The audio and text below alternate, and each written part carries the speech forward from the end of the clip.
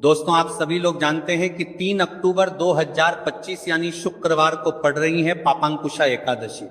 आश्विन महीने के शुक्ल पक्ष में आने वाली एकादशी का नाम है पापांकुशा एकादशी। पापांकुशा एकादशी का नाम दो शब्दों से मिलकर बना है, पाप और अंकुश।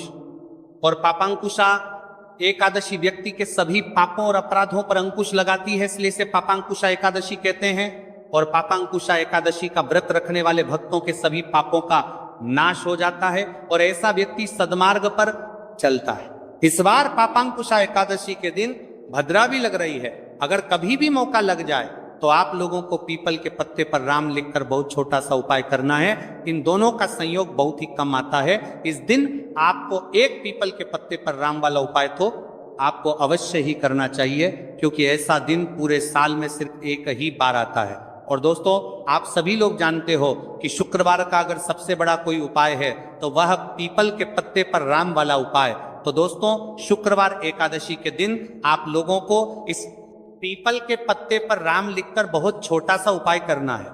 बहुत सारे लोग होंगे जिन लोगों ने इस उपाय को ना किया हो, मतलब पूरा साल निकल गया, उन्होंने किसी भी दिन इस पीपल के पत्ते पर राम वाला उपाय को ना किया हो। पर दोस्तों, आपके पार के लिए हमारी एक पहला मौका बचा हुआ है, जो कि 3 अक्टूबर 2025 शुक्रवार के दिन है। इस दिन आप लोगों को इस वाले उपाय को जरूर कर लेना है। भले ही आपने पूरे भर इस उपाय को ना किया हो, पर अगर आपने इस आश्विन माह के शुक्रवार के दिन अगर इस वाले उपाय को करते, पान को 76 के सान लिया, तो आपको इस उपाय को करने का वह फल मिलेगा जिसकी आपने कभी कल्पना भी नहीं करी होगी। इसीलिए आप लोग इस वाले उपाय को एक प्रातः के बाद जरूर कर लेना है, ताकि आप लोगों के हाथ से यह मौका ना जा सके और आपको इस उपाय को करने का फल मिल सके। दोस्तों, यह उपाय पंडित जी ने अपनी अभी की ही श्री शिव महापुराण की कथा में बताया है जी। इस उपाय को आज हम आपको बहुत अच्छे से समझाने वाले हैं। इस वीडियो को देखने के बाद इस उपाय को समझने के लिए आपको कोई और वीडियो को देखने की जरूरत नहीं पड़ेगी। तो चलिए दोस्तों, उपाय को शुरू करते हैं। देखिए, इस आश्विन माह के शुक्रवार एकादशी के दिन ये इतना खास होता है, इतना महत्वपूर्ण होता है। देखा गया है कभी कभी बड़े बड़े पूजा पाठ अनुष्ठान से जो मनोकामना पूर्ण नहीं होते, आश्विन माह के शुक्रवार एकादशी के दिन एक छोटे से उपाय करने से ही आपकी मनोकामना पूर्ण हो जाती है। और बहुत सारे लोगों ने इस उपाय को किया भी है और उनको इस उपाय को करने का फल भी जरूर मिला है। अगर आप लोग भी इस उपाय को करना चाहते हैं, तो आप इस उपाय को करना चाहते हैं को पहले अच्छे से समझ लेना, सुन लेना, उसके बाद करना। आपको इस उपाय का फल जरूर मिलेगा। और इस उपाय को कर लेने से आपके घर में चाहे किसी भी प्रकार की दुख और समस्या क्यों ना चल रही हो, आपको उसका कारण भी नहीं पता है कि भाई ये समस्या किस कारण से चल रही है। उसका कुछ भी कारण हो सकता है, जैसे पितृदोष हो सकता है या किसी भी तरह का मंगल दोष भी हो सकता है। तो इस दिन आप लोगों को ये वाला उपाय कर लेना है। ये एक ऐसा उपाय है जिस उपाय को अगर किस विशेष दिन पर किया जाए तो भाई उस विशेष दिन का जो है वह तो हमें मिलता ही मिलता है। पर हमने उस दिन पर इस उपाय को किया है तो हमें उससे भी बड़ा फल मिलता है, और फल बहुत जल्दी मिलता है, क्योंकि आप इस उपाय को बहुत ही बड़े और विशेष दिन पर कर रहे हो। तो चलिए अब उपाय के बारे में बात करते हैं।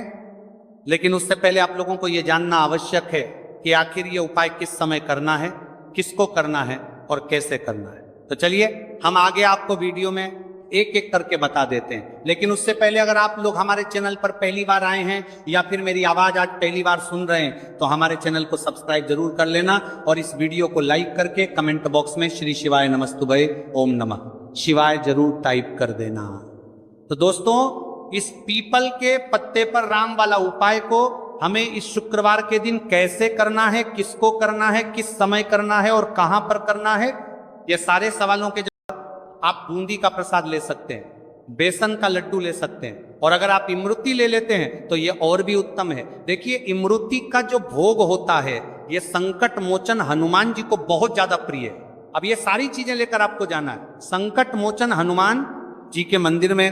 तो देखिए, सबसे पहले आपको संकट मोचन हनुमान जी के सामने ये दीप प्रज्वलित करना है जो आप लेकर के गए हैं। क्या ये आपने चमेली के तेल का दीपक तैयार करा है या सरसों के तेल का सबसे पहले दीपक आप जला देंगे, और दीप जलाने के बाद आपको जो पीपल का पत्ता आप लेकर के गए थे वो पत्ता आपको संकट मोचन हनुमान जी को अर्पित करना है, अर्पित करना है, हाँ चढ़ाना है। और जो भी भोग में आप लेकर के गए हैं, चाहे आपने बेसन के लड्डू लिए, बूंदी का प्रसाद लिया, या फिर इमरती, जो भी कुछ आपने लिया है उसका भोग लगाना है। और संकट मोचन हनुमान जी से आपको प्रार्थना करनी है कि हे जगत का कल्याण करने वाले संकट मोचन हनुमान जी, संकटों को हरने वाले मेरे जीवन से शत्रु और दुश्मनों को भी दूर कर कर दीजिए। शत्रु का किया करा या तंत्र मंत्र सब कुछ हट जाए, ऐसी कृपा मुझ पर कीजिए। इस तरह से आपको प्रार्थना करनी है। और 108 बार जय श्री राम, जय सीताराम, जय श्री राम, जय सीताराम, जय श्री राम, जय सीताराम, इस तरह से आपको जयकारा लगाना है, क्योंकि भगवान राम का नाम संकट मोचन हनुमान जी को सबसे ज्यादा प्रिय। जय श्री राम, जय श्री राम, तो जयकारा लगा देंगे। और देखिए, अगर एक बार हनुमान चालीसा पढ़ पाए तो आप एक बार हनुमान चालीसा ऐसा ऐसा जरूर पढ़े, ठीक है ना, ज्यादा बार नहीं तो एक बार जरूर पढ़े।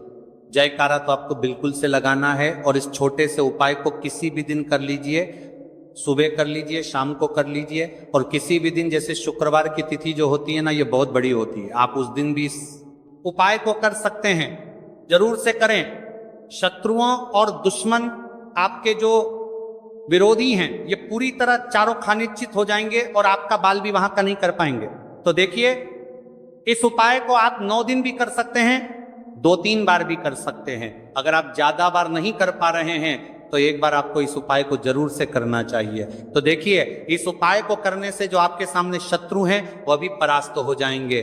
जो पीठ पीछे वार करते हैं, पीठ पीछे तंत्र मंत्री में करवाते हैं, वह शत्रु भी चारों खाने चित्त हो जाएंगे। बस छोटा सा उपाय है, जरूर करें। तो देखिए, अब बात कर लेते हैं अपने एक बहुत छोटे से उपाय की, जिसे शुक्रवार में करने से आपकी हर मनोकामना पूरी हो जाती है। यह उपाय आप अपने घर पर ही कर सकते हैं, कहीं जाने की आवश्यकता नहीं है। कोई भी ऐसी विश जो बहुत लंबे समय से अधूरी है, पूरी नहीं हो रही है, या धन को लेकर आप बहुत परेशान हैं, या घर में संकट कष्ट बहुत आते हैं, बीमारियां बहुत आती हैं, तो एक लाल पुष्प, जैसे कि गुलाब का फूल भी लाल होता है, आप जरूर से अपने घर के मंदिर में माँ दुर्गा को अर्पित करें और एक देसी घी का दीपक लालाती का जलाकर माँ का पूजन करें। शुक्रवार में अगर लाल रंग से जुड़ा हुआ यह उपाय आप करते हैं, आपकी सारी मनोरथ, सारी मनोकामनाएं माँ पूरा कर देंगी, क्योंकि लाल रंग माँ दुर्गा को बहुत प्रिय है। लाल पुष्प और लाल रंग की बाती का दीपक आपकी बड़ी से बड़ी मनोकामना को भी पूरा कर देगा। शुक्रवार में यह उपाय आप किसी भी दिन कर सकते हैं। दूसरे उपाय की हल्दी वाला जल आपको अपने घर में किस जगह पर डालना है और उपाय को कैसे करना है और कैसे ये हल्दी वाला जलते। आश्विन माह का शुक्रवार एकादशी के दिन जब आप अपने घर में डालते हैं, छीनते हैं, उपाय को करते हैं, तो सीधे सीधे माँ लक्ष्मी आपसे प्रसन्न होकर आपके घर में आती हैं और श्री हरि विष्णु के साथ आती हैं। स्थिर लक्ष्मी का आपके घर में वास होता है। कहने का मतलब है कि फिर कभी भी माँ लक्ष्मी आपके घर को छोड़कर नहीं जाती है। जो लोग कहते हैं कि हमारे घर में धन तो आता है लेकिन चला जाता है, लेकिन फिजूल खर्ची बहुत है। धन तो घर में आता है लेकिन तिजोरी कभी धन से भरी नहीं रहती है, खाल की हो जाती है। तो 90 पर लोग ऐसे होते हैं जिनके जीवन में यह समस्या होती है कि हमारे घर में स्थिर लक्ष्मी का वास नहीं है। देखिए, हम सभी चाहते हैं ना, और हाँ, लक्ष्मी और श्री हरि विष्णु हमेशा हमारे घर में रहे, उनका आशीर्वाद बना रहे, हम हमारे जीवन के जितने भी दुख हैं उनका सामना जो है बहुत आसानी से कर सके। देखिए, जब व्यक्ति के पास पैसा नहीं होता है ना, तो वो बहुत सारे कष्ट दुख उसके जीवन में जब आते हैं उनका सामना भी नहीं कर पाता है, और जब उसका आर्थिक पक्ष मजबूत होता है तो बहुत सारी समस्याएं उसे अपने जीवन में जो आती हैं वह छोटी लगती है। लेकिन ना, गंगाजल आपके घर से जितनी भी नेगेटिव एनर्जी होती है उसे बाहर कर देता है, ठीक है ना। गंगाजल का छिड़काव जब आप करते हैं, उसके बाद कोई पूजा पाठ करते हैं, कोई उपाय करते हैं, वो पूरी तरह से सफल होता है, क्योंकि आपके घर में पॉजिटिव एनर्जी, सकारात्मक ऊर्जा आ जाती है, ठीक है ना। तो इतना करने के बाद आपको क्या करना है, एक लोटे के अंदर या एक कटोरी किसी भी चीज के अंदर आपको अपने घर का शुद्ध जल लेना है, ले लिया। उसके बाद पीसी हुई हल्दी उसके अंदर मिलानी है, मिला दी। जब हल्दी आपको मिलानी है, ठीक है ना, उस समय आपको श्री हरिविष्णु का ध्यान करना है। श्री हरिविष्णु से प्रार्थना करनी है कि मेरे घर में धन बढ़े और कभी भी मेरे घर की जो सुख समृद्धि है उसमें कमी ना आए, ठीक है ना। जब आप जल मिला लेंगे उसके बाद आपको तुलसी का एक पत्ता लेना है। तुलसी का पत्ता पहले ही तोड़ लें। शुक्रवार एकादशी के दिन भूलकर भी आपको नहीं तोड़ना है तो वाले दिन नहीं तोड़ेंगे, उससे पहले ही तुलसी का पत्ता तोड़कर रख लें। अगर आपके घर में तुलसी का पौधा इस टाइम सूख गया है, नहीं है, जहां पर भी आपको तुलसी का कोई पत्ता मिल जाए, एक पत्ता आप ले आए, उस तुलसी के पत्ते से आपको अपने पूरे घर में उस हल्दी वाले जल का छींटा लगाना है। सूख गया है, बस से पहले घर के मंदिर में लगाएंगे, ठीक है ना। फिर जितने भी रूम हैं, कमरे हैं, वहां पर लगाएंगे, घर के मुख्य द्वार पर लगाएंगे। इस तरह से जब आप उपाय करते हैं तो आपके घर घर में कभी भी धन की कमी नहीं होती है, धन में वृद्धि होती चली जाती है और धन आपका हमेशा बढ़ता है। देखिए, अगर तुलसी का पत्ता आपको नहीं मिलता है तब आप किसी भी छोटी सी पूजा वगैरह की जो चम्मच होती है उससे भी छींटा लगा सकते हैं। तो देखिए, जब भी आप अपने घर में शुक्रवार एकादशी के दिन हल्दी के पानी का छींटा लगाते हैं तो इससे श्री हरि विष्णु मां लक्ष्मी के साथ आपके घर में आते हैं और स्थिर रूप से आते हैं। ये मतलब कभी भी आपके घर को वह छोड़कर नहीं जाते। तो देखिए, हल्दी जो है ये जुड़ी है श्री हरि विष्णु से, आपकी कुंडली में गुरु को मजबूत करती है, आपके जीवन में सुख और सौभाग्य को खींच कर लाती है, धन को खींच कर लाती है, मां लक्ष्मी को प्रसन्न करती है। जिस तरह से हल्दी खाने का स्वाद बढ़ा देती है, बहुत बड़ी बड़ी बीमारियों को दूर कर देती है, उसी तरह से ये आपके जीवन को भी सुख से भर देती है। अगर के उपाय आप सही तरीके से कर लेते हैं तो जीवन, दोस्तों, यथे पूज्य गुरु जी द्वारा बताए गए कुछ बहुत ही खास उपाय। अगर आपको जानकारी अच्छी लगी हो तो वीडियो